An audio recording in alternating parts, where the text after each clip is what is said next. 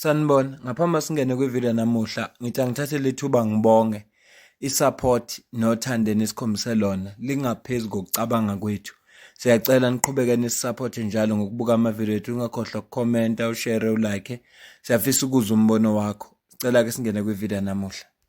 Ngomhla ka-23 kuJuni 2025 kwangena i-case laphaya eMbombela High Court lapho uMary Pardee khona wayimangalele Umkhonto Wesizwe Party okummangalo lokuqala kube i-Provincial Legislature yaseMpumalanga, wayesemangalela uFloyd Shivambu.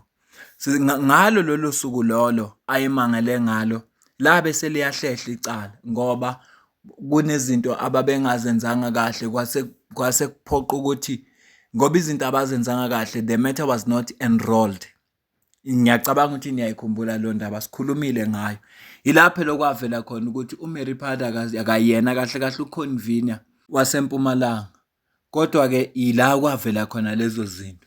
Ngifisa-ke silibheke lolo daba ngoba udaba lolu namhlanje nje, udaba lolu namhlanje oluyongena enkantolo. So ngithi anginazise kuzothi ntambama bese ngibuya nemininingwane ephelele ukuthi kuthiweni enkantolo. Kodwa ngenkathi SCP update Advocate Busisiwe Mkhwebane emveni kosuku eselenzekile yonke into wakhuluma kanje. Good afternoon, everyone. Today is the 23rd of June, 2025. We are here at the Mbombela High Court. I want to clarify that Ms. Pardee is the one who took the organization Umkhonto Wesizwe Party to court for alleged contempt of court and also for the fact that her membership was cancelled. So the MK Party opposed that application and filed an answering affidavit, which has been signed by President Zuma, that answering affidavit, and we filed the counter application against her for her removal from legislature because her membership was cancelled by the officials in February already. Due to the late filing of the affidavit by Ms. Pardee, it became apparent or necessary that the matter be postponed, because what Ms. Pardee did and the lawyers, they enrolled the matter on the roll, but then they never submitted any documents. Hence, they withdrew it. But fortunately, we've already filed a notice to oppose, and the president filed the affidavit. So I would say then eventually the parties agreed that the matter will be enrolled on an agent roll and will be heard on the 8th of July. Thank you. Ngoba uzwileke ukuthi leli cala leli lizongena ngomhla ka-8 July okunamuhla. Namuhla nje komhla ka-8 icala lizongena-ke lapha enkantolo eMbombela High Court.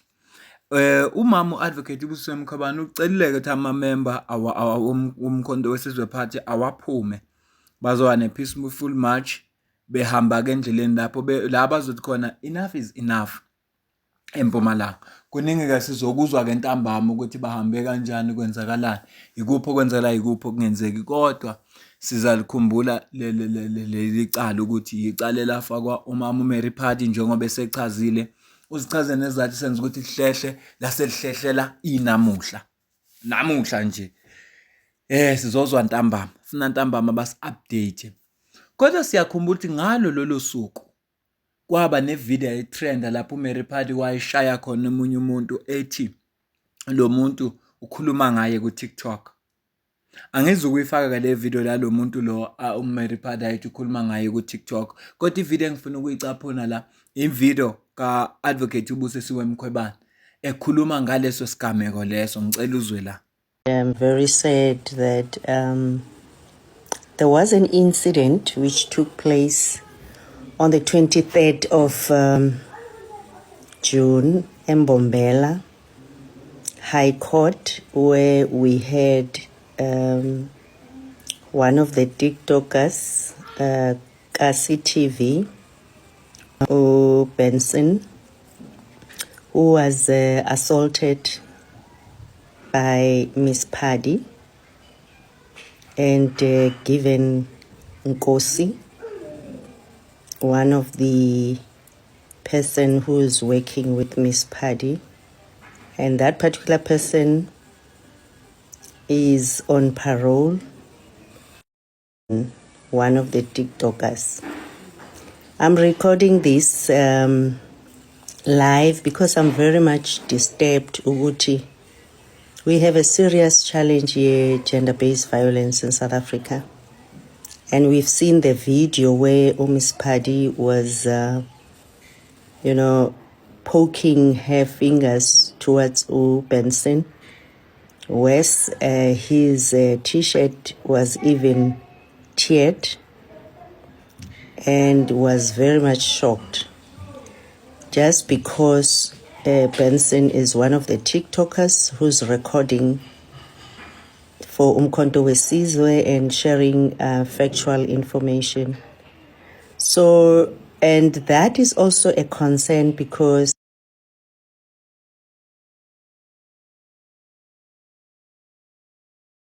serious challenges. I'm a journalist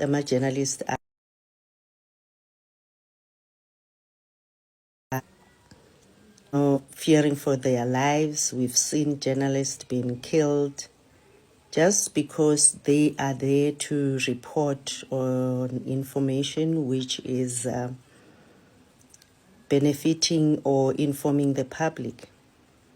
So I am very much concerned that this matter should not be left unattended. Yes, Benson has opened a criminal case against Miss Paddy, the former convener yaseMpumalanga. Okwami kule video yamanje bekungukuthi nje ngikuphi update ngezinto ezenzakalayo ukuze wazi ukuthi kwenzeka ini nini kanjani.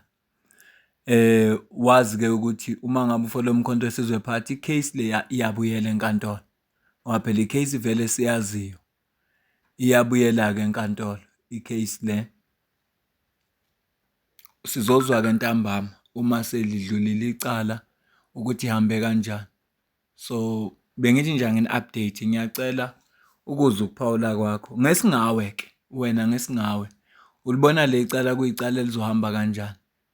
Wena nje ngesingawe ngifisa ukuzwa nje ngesingawe ukuthi wena ngokwakho ukubona ubona icala uMary Paddy enamathuba okuluwina noma ubona icala mhlawumbe uMary Paddy amathuba okuluwina engenawo na.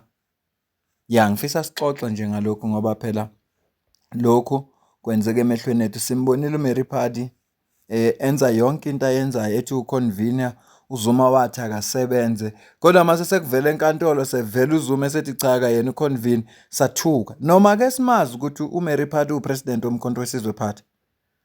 Uyena president komkhonto wesizwe party loya ngoba umeshinti yenzeka wasitshela ukuthi zizokhala ngoFloyd zakhala ngempela. Manje ke siyazi angazi ukuthi yini le anayo against uZuma because uZuma ubuka njengomuntu omsabayo. Kodwa engikwaziyo futhi okunye ukuthi ungomunye wama-funders womkhonto wesizwe party ngoba wayifunda ne-MK. Ku-screen sakho la kunephepha elitshelayo ukuthi inawo ama-case akhona today laphaya kodwa icala elihamba phambili eliphezulu lika Morongo Mary Paddy versus Umkhonto Wesizwe kanye nababili. Ngibabalile ababili ngathi provincial convener we-legislature yaseMpumalanga, owesithathu kube uFloyd Shivambu. Ya bengithi angikulethelele le update. Ungasupporta ukujoin membership, ungasupporta ngokusidonethela noma ngamalini. Ikhona i-account kwi-comment ephiniwe. Mina nawe bese sidibana kwi-video elandelayo. Ngiyabonga.